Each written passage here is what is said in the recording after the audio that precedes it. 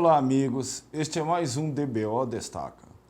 O confinamento é uma etapa crítica no processo de produção e muito caro por tudo que ele demanda, basicamente instalações e uma farta dieta calórica. Tudo para depositar em pouco tempo a desejada gordura de acabamento. Então, tudo que reduz custos é muito bem-vindo nesse momento.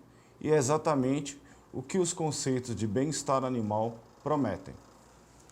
Nossa convidada de hoje é Janaína Braga, médica veterinária, integrante do Grupo Ético, ligado à Faculdade de Ciências Agrárias e Veterinárias da Unesp de Jaboticabal, e também diretora da BE Animal, Consultoria e Treinamento. Olá, Janaína, é um prazer tê-la conosco. Tudo bem? Olá, o prazer é meu. Bom, em função do bem-estar animal, ter se tornado uma exigência constante do consumidor, principalmente daquele que remunera melhor o produto carne, eu acho que você podia começar falando um pouco sobre bem-estar animal. O que é isso?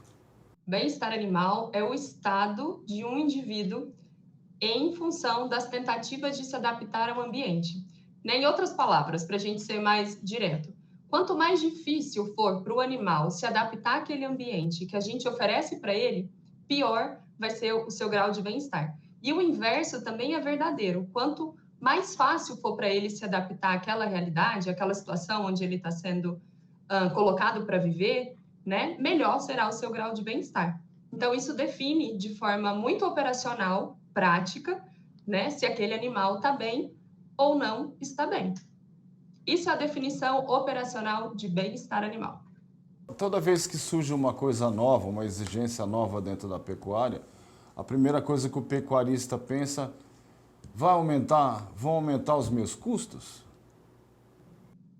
Essa é sempre a pergunta que mais surge, né? Tá, tudo bem, isso vai melhorar o bem-estar do meu animal, mas eu vou ter que gastar quanto? E a boa notícia, né, o que a gente vê hoje no campo?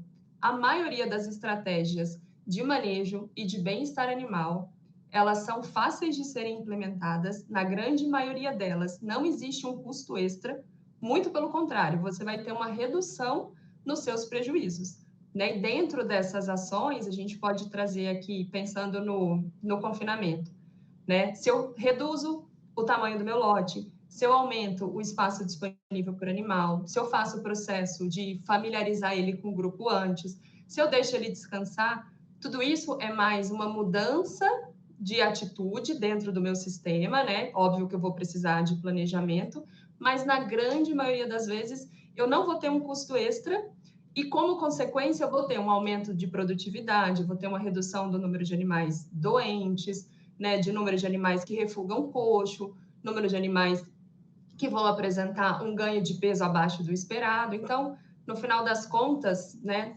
se existe um custo, a gente pode dizer que não é custo, que é investimento e que isso vai retornar muito rapidamente caso, né, precise desembolsar aí algum valor específico. E é preciso também trabalhar a equipe, né? É preciso mudar a visão da equipe em termos de rotina de trabalho, né? Pensando bem focado nesse tema, nas últimas semanas eu estava lendo o relatório do Confina Brasil, né, de 2022. E você sabe qual que é a maior dificuldade que os confinadores trouxeram em relação da porteira para dentro? Trabalhar em equipe, ou seja, melhorar as condições, né, de capacitação da equipe e formar boas equipes. Então, isso é uma demanda muito presente, né, nos nossos sistemas produtivos, principalmente aí dentro de um sistema tão intensivo quanto o confinamento e que tem total relação com o bem-estar dos animais. Tá bom, então vamos falar de bem-estar animal no confinamento, a etapa aí mais cara aí no processo de produção. Como é que a gente instala o bem-estar animal? Existem diversas estratégias que a gente pode utilizar. Eu vou compartilhar aqui aquelas que a gente tem propriedade para falar, porque a gente já testou no campo, em diversos estudos, em clientes, né, em parceiros que toparam abrir as portas dos confinamentos. Então, a gente tem esses resultados de maneira muito segura e se sente muito confortável de compartilhar. A gente pode começar pensando, Ivariz, na chegada desses animais. Né? Esses animais vão vir normalmente do transporte rodoviário, que a gente sabe que é uma grande fonte de estresse. Né? Transportar um boi para o boi é algo muito estressante. Então, a primeira coisa que a gente já pode fazer no confinamento para minimizar esse estresse da viagem é permitir que esses animais descansem, porque eles vão chegar cansados, né? Possam se hidratar, porque normalmente eles passam muitas horas viajando e não têm a possibilidade de beber água dentro do caminhão, do veículo. E a gente permite que eles descansem, melhorando o seu sistema imune, para só aí depois eu processar esse gado, fazendo todo o meu protocolo sanitário, aumentando com isso a chance de que o sistema imune desses animais esteja já recuperado, né? Porque toda vez que eu tenho uma situação estressante, o sistema imune fica comprometido. E aí eu posso, de fato, aproveitar, né, todo o meu protocolo de vacina, de vermifugação nesses animais. Então, esse seria o primeiro ponto. Permitir o descanso dos animais antes do processamento é fundamental para a gente ter bem-estar animal dentro do confinamento. Depois, a gente pode passar para outras estratégias que vão facilitar essa adaptação no confinamento. Na grande maioria das vezes, quando a gente fala adaptação do animal, a grande maioria das pessoas pensa na adaptação ao coxo, né? A comida que vai ser ofertada ali, que é muito mais concentrada do que normalmente esses animais estão acostumados a comer, né? Originando, vindo dos pastos. E aí é onde entra uma coisa que a gente sempre gosta de falar muito.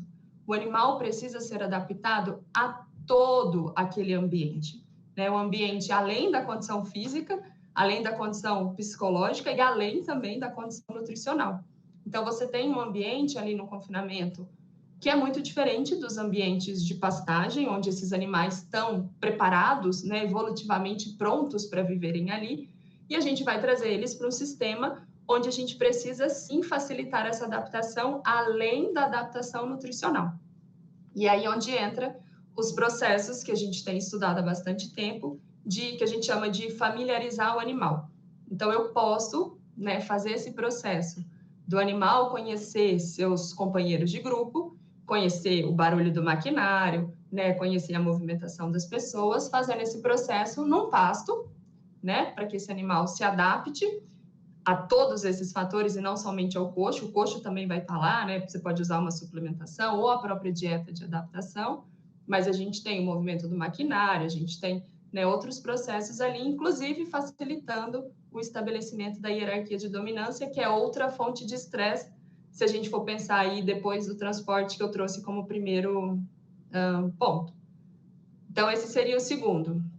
E aí a gente pode ir passando para outros vivarizes. Por exemplo, a gente pode reduzir o tamanho do lote dos animais. A gente sabe que os bovinos têm uma capacidade limitada de reconhecer outros bovinos. Então, a gente já estudou esse fator e a gente viu que os lotes que têm até 100 animais, a gente vai ter um desempenho superior se a gente compara, né, com os lotes maiores, como, por exemplo, de 200, 240 animais. Se a gente aumenta também o espaço disponível que a gente dá para esses animais dentro dos currais, a gente também tem uma melhora muito significativa no bem-estar dos animais, na produtividade, na redução de doenças. Qual é o espaço ideal? Essa é uma pergunta de milhões. O que nós temos hoje testado? Animais que foram confinados em 24 metros quadrados apresentaram resultados superiores, e quando eu digo superiores, ganharam mais peso, tiveram carcaças mais pesadas, brigaram menos, tiveram menos problemas respiratórios, né, menos problemas urinários, quando eles estavam em 24 metros quadrados, se comparados com aqueles animais que foram confinados em 12 e em 6 metros. Mas você pode falar 24 metros é o ideal? Não sei, talvez se a gente tivesse testado mais, os resultados seriam ainda melhores. Mas o que a gente tem hoje testado, né, em condições brasileiras, inclusive isso foi uma pesquisa que originou a tese de doutorado da Fernanda Massitelli, é que em 24 metros é muito melhor do que 6 ou 12 metros. A questão de refugar coxo.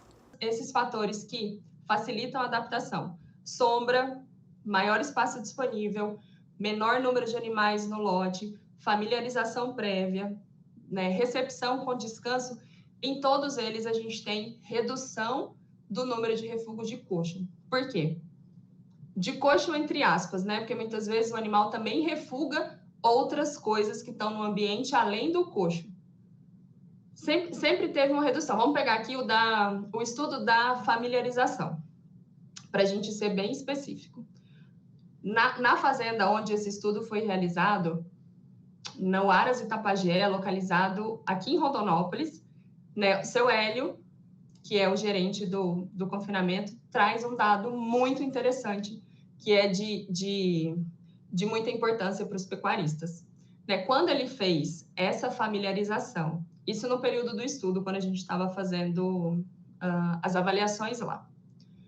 Quando ele fez a familiarização dos animais antes, ele teve 2 animais em 5.000 que refugaram o coxo.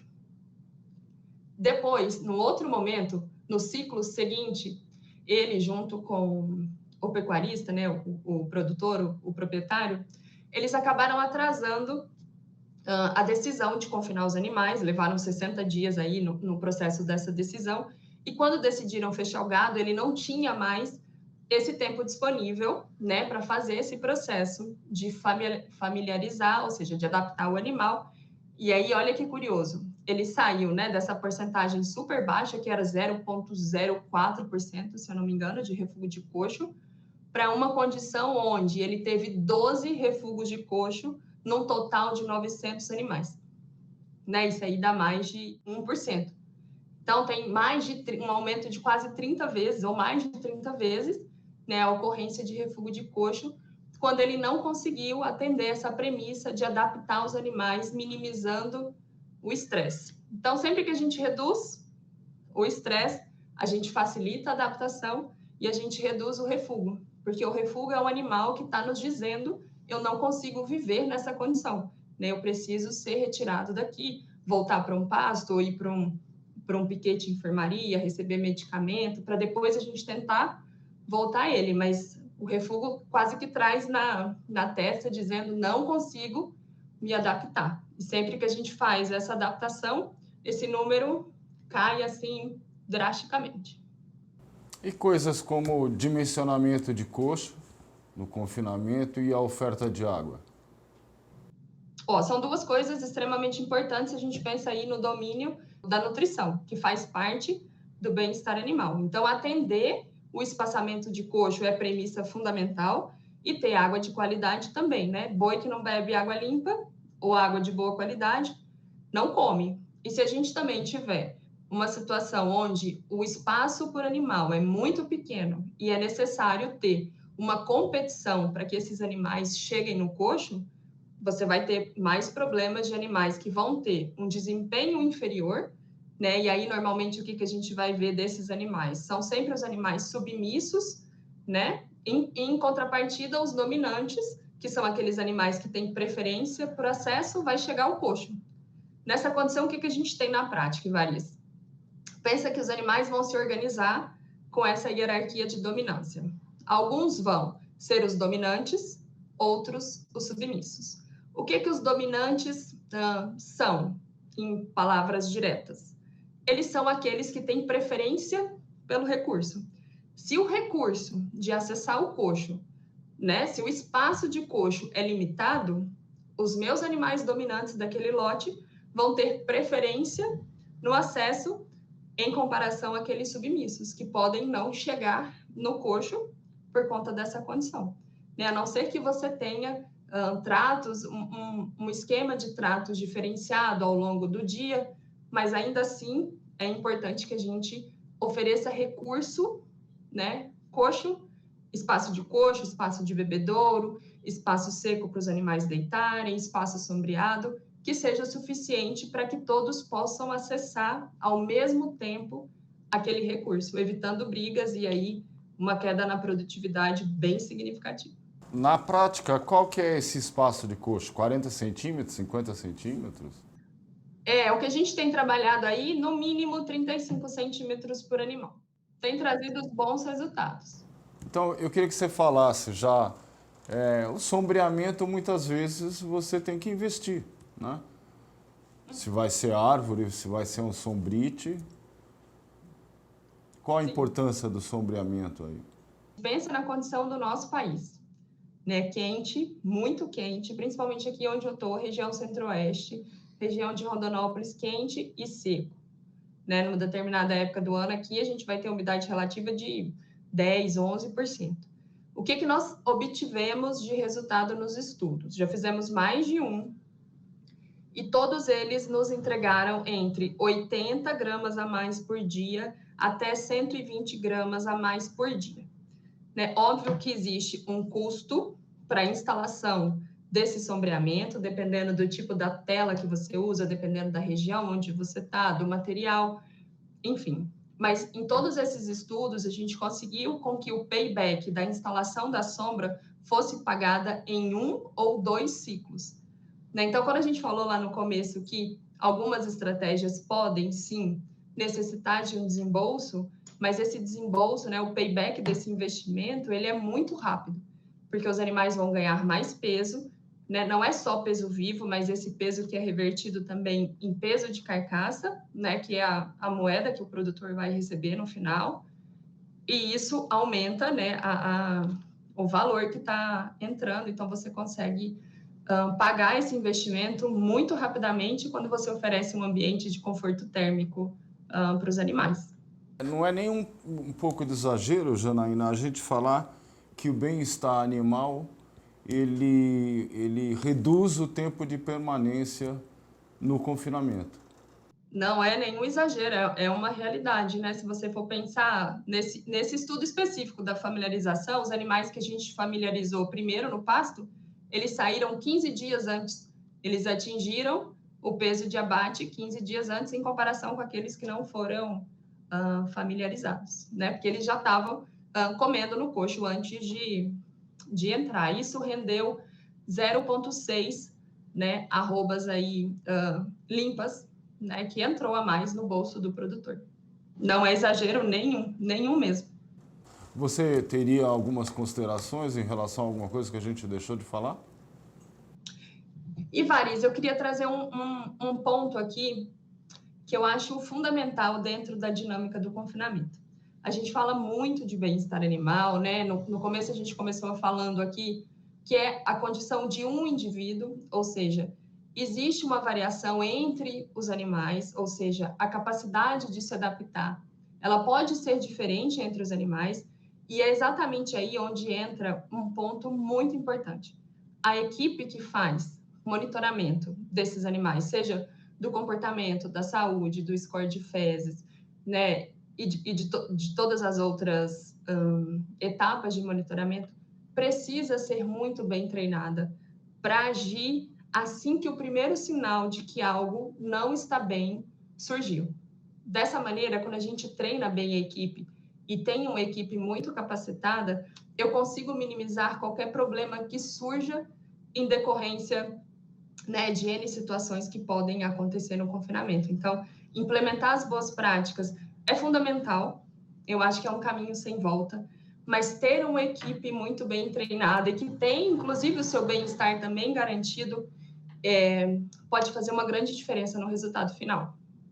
Janaína, muito obrigado por estar com a gente. Até uma próxima vez. Por nada, Ivariz, um prazer. Precisando, nós estamos às ordens. Ok, eu falei com Janaína Braga, do Grupo Ético e da BE Animal.